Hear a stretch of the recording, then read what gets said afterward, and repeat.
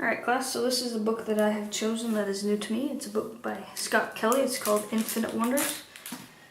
This is a bit of a documentary book, as well as it's got some really great photos. He originally starts out with the documentation portion.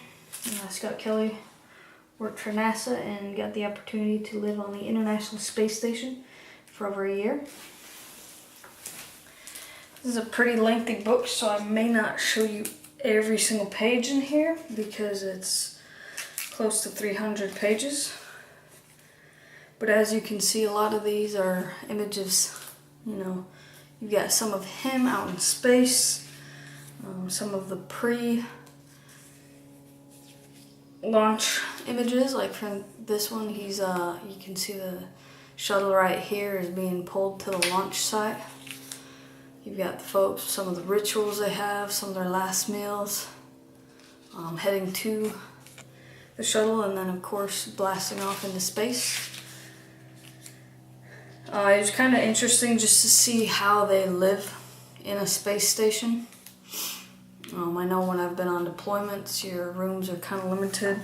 They got some unique, they eat out of pouches, kind of like similar with deployments when you're eating an MRE. Although I would hope that theirs is a little bit tastier than ours. Like I was saying earlier, I like the design, the way they laid out the book. You've got the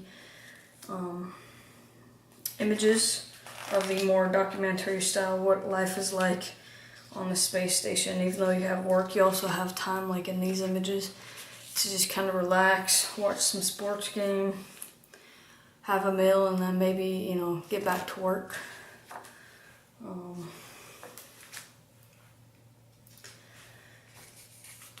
I think it would be interesting to just be able to actually be there in space and be able to see the things he was able to see. I love the photos outside of the shuttle when they're in their suits. All the reflections off the window, you see the solar panels working on the spacecraft.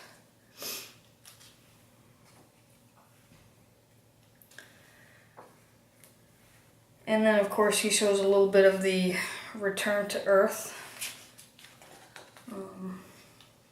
He captured a lot of neat things. So this one, for instance, was they were trying to see if they could grow plants in space. Here's another one. Some sunrises. I just love I love seeing, you see the curve of the Earth and it's all dark, and then you just see the bright blue and the clouds, sun reflecting off of it. Some famous places like Bahamas, New York City. You get the Northern Lights. Another photo of New York City, but at night.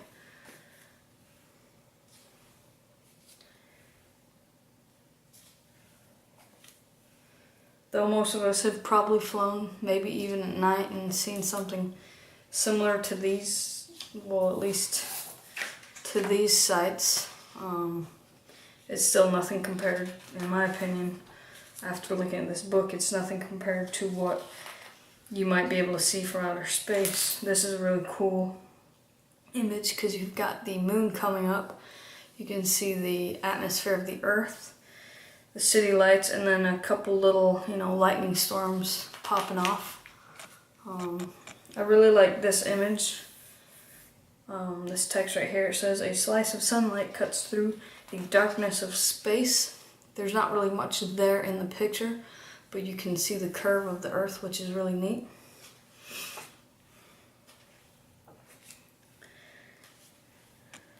And then of course, here he made a note to capture his last sunrise in space before coming back to Earth. And then after those images, it's more so he calls it Earth art, which I could definitely agree. Some of these images definitely look more like a painting than a photograph. This one I've seen with my own eyes, however not at this angle. These are the salt flats out in Utah, which is where I'm from. A lot of really neat geographical looking, you see the mountains, the rivers, all that good stuff. This one was kind of cool. It was called the Eye of the Jackrabbit. It's located out in Baja California. You can kind of see the ear, the head, and then the body of the rabbit, which is kind of neat. And this one I thought was really cool because you got such a wide variety of colors mixing together, and it's just something really neat to look at. Here's another one with a lot of really neat looking colors. The highlights and shadows that the mountains are causing with either the sunrise or sunset was really neat to look at. Another thing that I found really interesting was just the varying different colors of the bodies of water. You've got this kind of green, lime green, and then all of a sudden you've got these blues and turquoise colors. Some more rivers running through the valleys. Some of these images look almost like something you would maybe have seen in like a biology class when the instructor hands out those little slides that you put underneath the microscope. I like this one a lot just because you've got the bright reds and then random bits of light blues and dark blues. Some of these also look kind of like what you would see on a rock, the algae or moss growing. You see the bodies of water and the land cutting in between them. Or the two different bodies of water with land, but the waters have two completely different colors to them. You got some islands out in the ocean. You can see where it's deep and then where the water's more shallow.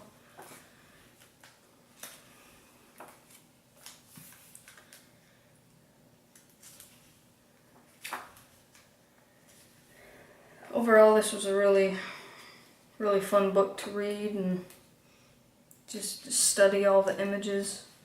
This one almost looks like maybe an insane, especially from upside down, but it looks almost like maybe an insane lightning storm or something like that. Maybe some really big waves or something. Here you got this massive river that cuts through the land. Some unique mountain ranges out in China.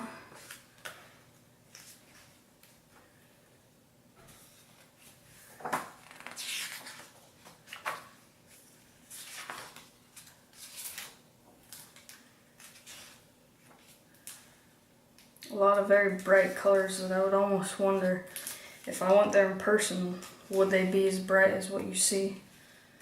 Or do the colors become more vibrant because he's outside the atmosphere?